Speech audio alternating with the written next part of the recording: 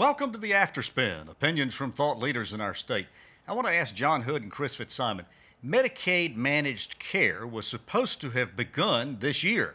COVID 19 has delayed its implementation, among other things. Some say it would be January of 2021 at the earliest before it could happen, but there are now voices saying maybe we shouldn't even embark on that reform. Other states have tried this and the desired savings didn't materialize. Perhaps a better model might be the Community Care North Carolina approach to Medicaid. What are your current feelings about Medicaid managed care, Chris? Well, I do think that makes sense to wait until 2021 to do this. We're in the middle of not only a pandemic and a health crisis, which has a lot of our Medicaid and health leaders completely tied up, but we're also in a massive budget deficit because of the economic damage caused by the pandemic. So to make this dramatic change at the same time we're doing all those things seems, to me, unwise. I do have some questions and concerns about the managed care program, but the Cooper administration, remember, and Secretary Cohen were part of this discussion and negotiations to go ahead. I agree that we have had mixed results from other states. I do think this is going to happen. I just think it's going to happen on a delayed time frame.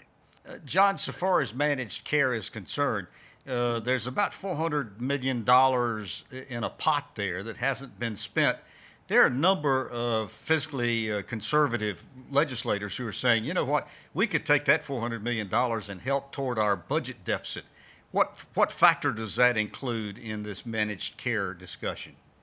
It speaks to the point Chris was making. Chris has somehow sort of clumsily lurched his way towards exactly the right position, which I'm just kidding, which is that whatever you think about this process is simply not going to happen until at least, as you said, the beginning of 2021, and probably later just because that there isn't a capacity for it. And the example you give of that money set aside for Medicaid transformation, we're going to be opening every single piggy bank. We're going to be looking under every couch cushion to try to get through the next year or two of the state budget with all of the needs that people have, the desire to keep public services going.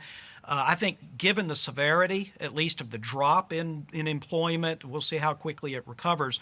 But I think most people would agree that a tax increase would be perilous at this moment. So they're going to be looking for every possible place to get money in order to keep basic services going. And I think Medicaid transformation, whatever you think of it, is now been pushed off into the future, inevitably.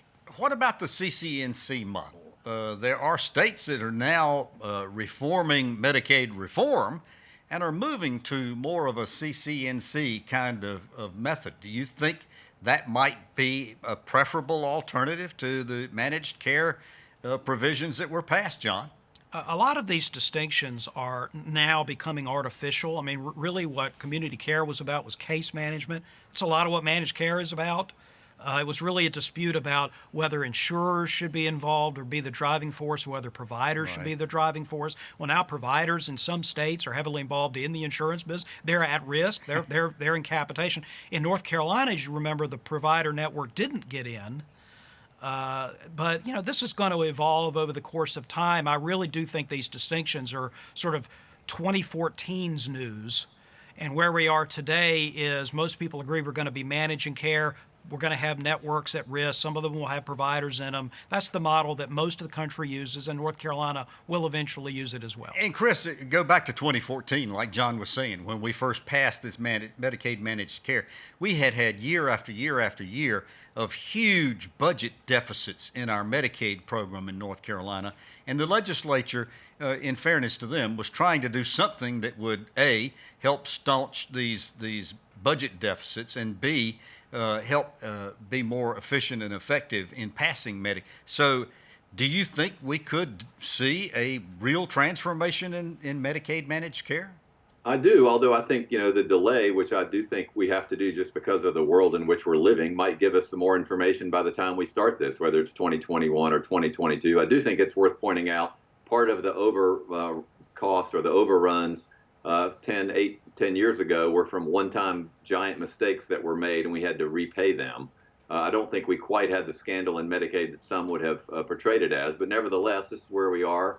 I do think we're going to learn a lot of lessons as we move forward. I don't disagree that CCNC, the approach of that is sort of melded into all this. We're coming out the other end with some general consensus, some of which still gives me heartburn, but I think that's going to happen. That's going to happen eventually. I hope we'll learn in the interim, and we'll continue to at least have the time and intellectual capacity to learn from other states and study how they're doing. And I hope that after things calm down a bit more in North Carolina, we can have a genuine discussion, and our legislature can have a good discussion about this.